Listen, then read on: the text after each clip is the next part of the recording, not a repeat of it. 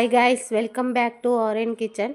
ఈరోజు మన ఆరెంజ్ కిచెన్లో ఒక టేస్టీ అండ్ హెల్తీ రెసిపీని చూపించబోతున్నాను. అదేంటో ఇప్పుడు ఈ వీడియోలో చూడండి. ఇక్కడ నేను చేస్తున్న ఈ రెసిపీని చూశారు కదా, చూడ్డానికే నోరు ఊరిపోతుంది కదా. దీని టేస్ట్ కూడా చాలా అంటే చాలా బాగుంటుంది.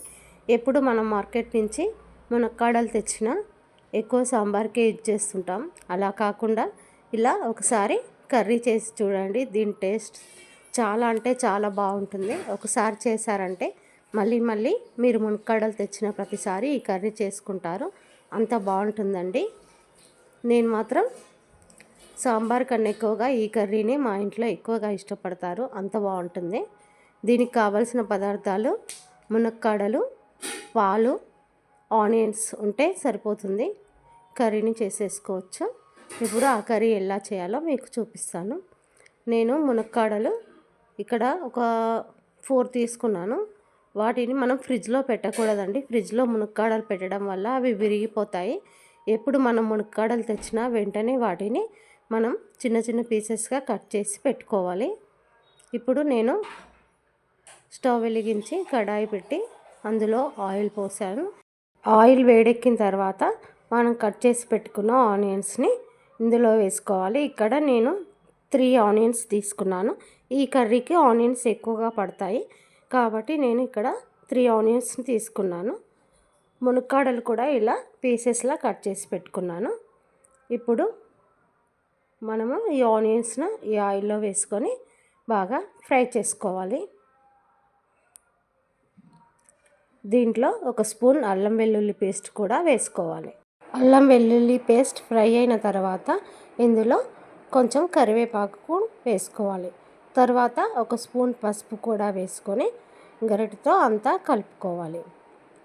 ఇప్పుడు దీంట్లో మనం కట్ చేసి పెట్టుకున్న మునక్కాడ ముక్కలను వేసుకొని ఒకసారి గరిటెతో బాగా కలుపుకోవాలి.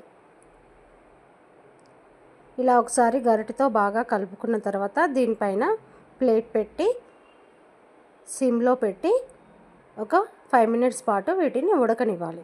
తర్వాత ఒకసారి మధ్యలో ప్లేట్ తీసి వాటిని గరిటెతో మళ్ళీ కలుపుకోవాలి. ఇప్పుడు ఇందులో రుచికి సరిపడా ఉప్పు కారాలు వేసుకోవాలి. ఇక్కడ నేను 2 స్పూన్ల కారం, 2 స్పూన్ల ఉప్పు వేసి ఒకసారి గరిటెతో బాగా కలిపి ఒక పావు గ్లాసు వాటర్ పోసి దీన్ని సిమ్లో పెట్టి బాగా ఉడకనివ్వాలి.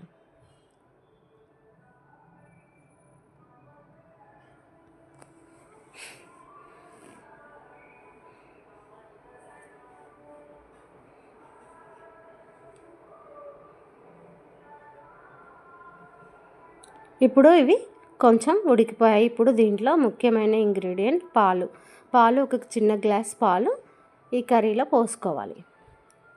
పాలు పోసిన తర్వాత గరిటెతో అంతా బాగా కలుపుకొని ఒక 5 మినిట్స్ పాటు బాగా ఉడకనివ్వాలి. అంతే అండి, ఎంతో టేస్టీగా ఉండే ఈ మునక్కాడ పాలతో చేసిన ఈ కర్రీ చాలా అంటే చాలా టేస్ట్గా ఉంటుంది.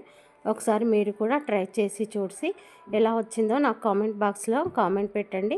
ఈ కర్రీ కనుక మీకు నచ్చినట్టయితే ప్లీజ్ లైక్ చేయడం మాత్రం మర్చిపోవద్దు. అదే చేత్తో సబ్స్క్రైబ్ కూడా చేసేసుకోండి. ఇలాంటి మరెన్నో వంటలకు సంబంధించిన వీడియోలు మన ఛానల్లో వస్తూనే ఉంటాయి. చూడండి, ఈ కర్రీ చూస్తుంటేనే నోరూరిపోతుంది కదా. టేస్ట్ కూడా అంతే బాగుంటుందండి. ఒకసారి ట్రై చేసి చూడండి, తప్పకుండా ట్రై చేయండి. దీని టేస్ట్ మీకు కూడా నచ్చుతుంది. ప్లీజ్ అండి, లైక్ చేయడం మర్చిపోవద్దు. ఇంకో మంచి రెసిపీతో మీ ముందుకు మళ్ళీ వస్తాను. అంతవరకు బాయ్ గైస్.